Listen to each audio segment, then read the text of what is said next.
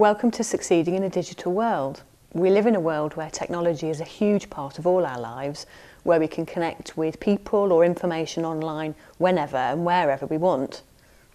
Succeeding in a Digital World is an online course developed by the Open University to help you develop your digital skills.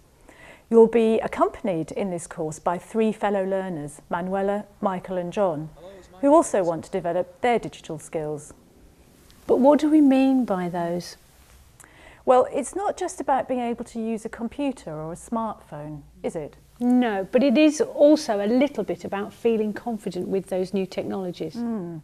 I think the best way to explain what we mean is to ask Jo about the technology she carries around with her on a day-to-day basis. Okay, so on any given day in my bag I will always have my phone, which I use for texting and for keeping up to date with what friends are doing on Facebook, for instance. I have my iPad, which I use for work things really, taking notes in meetings, keeping tabs on my work diary.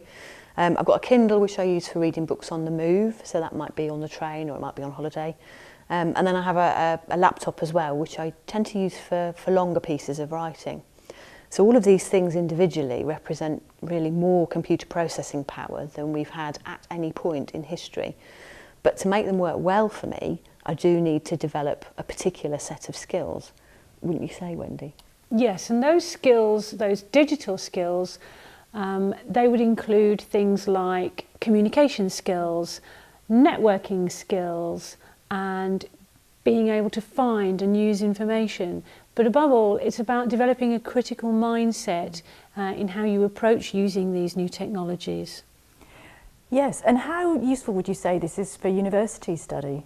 Oh, really, really useful. If you master digital skills, then you're off to a flying start in your studies. But actually, this will work well for you whether you're studying, whether you're at home, whether you're at work, and that's all part of succeeding in a digital world.